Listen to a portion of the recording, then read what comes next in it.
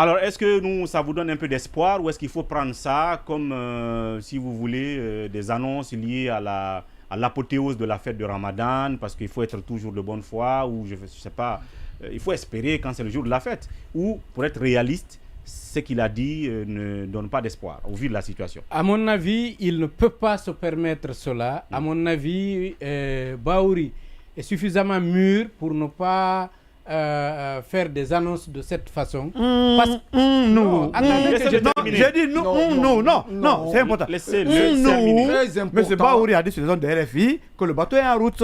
Il l'a dit. Mais après, la réponse, c'est court. Elle est là. Donc, c'est ce que j'ai dit. J'ai dit, à mon avis, il est suffisamment outillé pour pouvoir faire des annonces. Et vous savez, Bahouri, c'est quelqu'un d'ambitieux. Je ne crois pas qu'il puisse résumer sa carrière politique au poste qu'il a aujourd'hui. Il est vrai que ce n'est pas rien, ce qu'il a. Il a un gros morceau. Il a peut-être le niveau le plus élevé qu'il pourrait avoir, mais je sais qu'il est rêveur. Je sais qu'il est rêveur. Il peut ne pas gagner, mais il est rêveur. Or, quelqu'un qui a des projets, quelqu'un qui pense à son avenir, il fait attention à ce qu'il dit et il se bat pour essayer d'être le plus cohérent possible. Je pense qu'il doit avoir des infos pour pouvoir le dire. Et malheureusement, on est obligé de tenir compte de ce que Sékou dit. Il n'y a pas d'éléments tangibles. On ne les voit pas, ces éléments.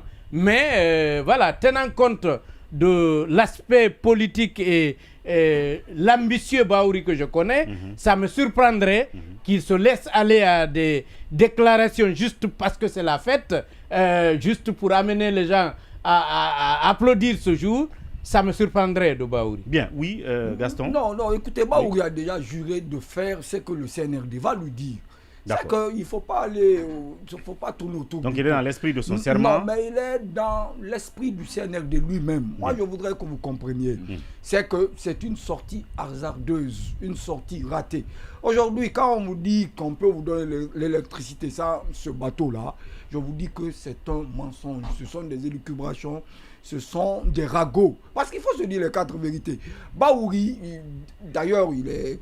Politiquement, nous connaissons qui est Bahouri et il a, pendant des années, il n'est pas de la dernière pluie, je veux dire, politiquement en Guinée. Donc c'est quelqu'un, comme il sait pertinemment, et sinon son niveau intellectuel, je n'en doute pas. Mais comme il sait pertinemment, est-ce qu'il peut être président en République de Guinée, gros point d'interrogation, il est en train aujourd'hui de profiter dans le dos du pays. Depuis combien de temps? Non, c'est important. Laissons-nous... voilà. On va rappeler des choses. Bahouri, sauf que celui qui le contredit, là, Ousmane Gawal Diallo, n'est pas le plus crédible de Guinée. Absolument. Voilà, et je pense qu'il faut en tenir compte aussi. Au sein du gouvernement, celui qui prononce une voix contraire n'est pas aujourd'hui la voix annonciateur d'une rébellion. Exactement. Aujourd'hui, il faut comprendre quelque chose. Bahouri, certes, il est intellectuellement, il est prêt, mais déjà, il est moulé comme ça. Donc c'est les oiseaux de même espèce qui volent ensemble. Il est embarqué.